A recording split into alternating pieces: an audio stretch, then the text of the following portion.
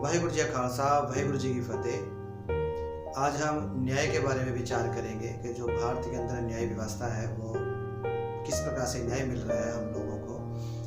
जो भारत के अंदर न्याय व्यवस्था है वह अंग्रेजों के समय से शुरू हुई मानी जाती है। यह 1600 ईस्वी में शुरू हुई थी और दूसरा चरण 1773 में रेगुलेटिंग एक्ट के द्वारा सर्वोच्च न्यायालय की स्थापना की गई थी और 1781 ईस्वी में सेटलमेंट एक्ट के द्वारा सर्वोच्च न्यायालय को अधिकार दिए गए थे। 1861 में हाई कोर्ट की स्थापना की गई थी।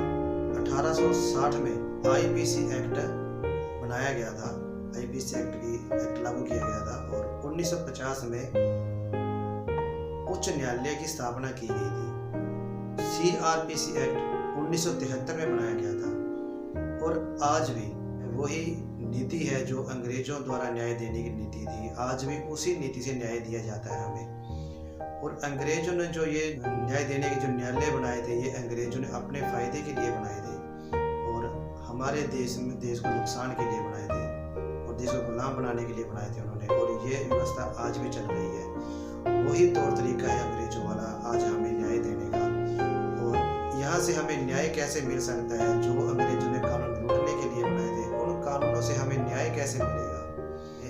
न्याय अंग्रेजों के बनाए हुए कानूनों के द्वारा न्याय दिया जाता है। ये न्याय हमें नहीं मिलता, ये हमारे साथ अन्याय होता है। आज न्यायालय में बहुत ज़्यादा सुधार की आवश्यकता है। जो हमारे देश का प्रशासन है वो भ्रष्टाचारी हो चुका है, उनकी छवि खराब हो चुकी है। जो हमारा प्रशासन है वह अधिकारों का दुरुपयोग करता है। भ्रष्टाचारी होने के कारण वह भ्रष्टाचारी जो उनके जेब में ज़्यादा रकम डालता है वो उसी का पक्ष पूरते हैं और उसी के पक्ष में कार्रवाई करते हैं। आज प्रशासन के ऊपर कोई उम्मीद नहीं रही है जनता को। इसमें बहुत बड़े बदलाव की आवश्यकता है न्याय प्रणाली में। पुलिस वालों को बुनियादी सुविधाओं की कमी है, उन्हें जो जरूरतें हैं उनकी कमी है। उनके पास गाड़ियाँ भी कम होती हैं, साधनों की कमी है और उनकी जो मूल जरूरतें हैं पानी की, शौचालय की, इसकी भी कमियाँ हैं। इसका भी प्रावधान होना बहुत जरूरी है। इसके साथ जो हमारे देश का प्रशासन है वो नशाग्रस्त हो चुका है। हमें एक नशा मुक्त प्रशासन चाहिए ताकि वो सही दिशा में कार्य कर सके। आज हमारे देश में जो नशा युक्त है वो प्रशासन हो चुका है। प्रशासन से हम किस प्रकार से उम्मीद कर सकते हैं कि वो देश को नशा मुक्त करेगा? तो ये इसका भी हमें प्रावधान करना होगा। इसमें सुधार करने की आवश्यकता है। वकालत पेशा लोग कुछ ही दिनों में करोड़ों में खेलने लग जाते हैं। यहाँ पर भी हमें सुधार की आवश्यकता है। जनसंख्या को देखते हुए आज देश में न्यायालयों की कमी है। न्यायालयों की कमी होने के कारण देश की जनता को न्याय नहीं मिल पाता। आज देश के अंदर 3.5 करोड़ से ज़्यादा मामले लंबित पड़े हैं जिनका कभी न्याय नहीं आ पाएगा। तो ऐसी स्थिति में हमें न्यायालयों को बढ़ाने की आवश्यकता है और न्यायालय में जो पदों को भी बढ़ाने की आवश्यकता है वो भी बहुत कम है।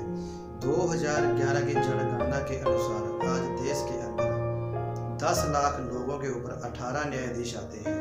तो यह संख्या बहुत ज़्यादा है 18 लाख लोगों की। और यहाँ पर हमें और पदों का निर्माण करना होगा और पदों की जरूरत है। न्यायपालिका को अपनी सुविधा के लिए मतदान व भत्ते बढ़ाने के लिए कोई बहस या मतदान नहीं करवाना पड़ता, वो खुद ही बढ़ा लेते हैं। यह उनके हाथ में ही है। कितना बढ़ाएं कितना ना बढ़ाएं ये उनकी ही इच्छा पे है।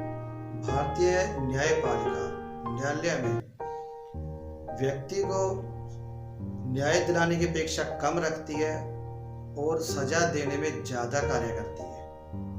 सजा ज्यादा देती है और न्याय की तरफ रुझान कम है न्यायपालिका का। ये एक समस्या बन रही है आगे। भारतीय न्यायपालिका में पारदर्शिता की कमी है। न्यायपालिका में पारदर्शिता की कमी को दूर करना होगा, इसे और सरल बनाना होगा।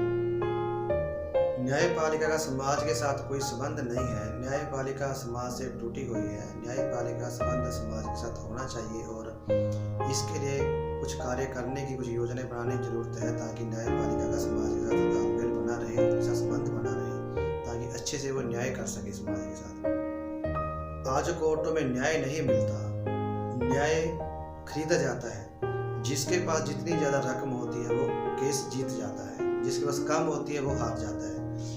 आज न्याय नहीं, फैसले लिए जाते हैं, फैसले दिए जाते हैं और फैसले रकम पे मिलते हैं। न्याय नहीं मिलता किसी को। ये एक समस्या है, ये एक बहुत गंभीर समस्या है। इसे खत्म होना चाहिए, करना चाहिए। जो न्याय है, न्याय बिना रकम के मिलना चाहिए। रकम देकर फैसले मिलते हैं, न्याय नहीं मिलता। जिसके पास जितनी ज़्यादा रकम होती है वो उतनी ही लगा देता है, उतनी ही झोंक देता है और वो जीत जाते हैं। और भारत में जो अंग्रेजी कानून है, अंग्रेजों कानूनों के आधार पर न्याय दिया जाता है, वह न्याय नहीं मिलता। अंग्रेजी कानूनों के आधार पर सच्चाई को सजा दी जाती है और झूठ को छोड़ा जाता है। सच्चाई को फांसी लगाई जाती है, झूठ को आज़ाद छोड़ा जाता है। अंग्रेजी कानून से न्याय हमें नहीं मिलता। हमें न्याय हमारे ही कानूनों के मुताबिक मिलेगा, जो हमें हमारी संस्कृति के मुताबिक बनाने होंगे, कानून हमारे धर्म के मुताबिक बनाने होंगे, उसके बाद ही हमें न्याय मिलेगा। कोर्टों से अच्छा न्याय पंचायतों में हो जाता है। पंचायतें अच्छा न्याय कर लेती हैं कोर्टों से ज़्यादा, लेकिन कोर्टों में अन्याय ही होता है, न्याय नहीं होता। आज न्यायपालिका सरकार के कंट्रोल में हो चुकी है। सरकार जैसा कहेगी वैसा ही न्यायपालिका फैसला करती है। न्यायपालिका सरकार के खिलाफ एक भी फैसला नहीं करती, जिससे कि ये कहा जा सके कि न्यायपालिका स्वतंत्र है। आज की न्यायपालिका सरकार की गुलाम हो चुकी है। सरकार जब चाहे जज का ट्रांसफर कर सकती है, कहीं भी कर सकती है। आज सरकार चला रही है न्यायालयों को, न्यायालय स्वतंत्र नहीं रहे। आज कोर्टों से न्याय लेना महंगा हो गया है और आम व्यक्ति जो गरीब परिवार का है वो न्याय नहीं ले पाता। और कोर्टों में न्याय महंगा होने के कारण वो कोर्टों में जा भी नहीं पाते। न्याय मिलना तो दूर की बात, और वो न्याय नहीं ले पाते, वो न्याय से मोहताज ही रह जाते हैं। उनके साथ नाइंसाफी ही होती है, वो गरीबी के कारण वो दबके रह जाते हैं व्यक्ति। और इसी कारण हमने ये मांग रखी है कि पंचायत न्याय एक्ट बनाया जाए, जिससे पंचायतों में न्याय हो और फ्री में हो, किसी की कोई रकम ना लगे। उस एक्ट के आधार पर न्याय दिया जाए लोगों को। जो कानून जनता के ऊपर लागू किए गए हैं, जो संविधान के मुताबिक कानून हमारे देश में चल रहे हैं, उन कानूनों के बारे में जनता को कोई जानकारी नहीं है। जनता को जानकारी नहीं है, ये एक बड़ा दोष है हमारे देश के अंदर। शिक्षा में कानून नहीं पढ़ाए जाते हमें, और हमें उन कानूनों की जानकारी नहीं आती। तो ऐसी स्थिति में न्यायालय में काम करने वालों को जनता को लूटने का एक अवसर मिल जाता है।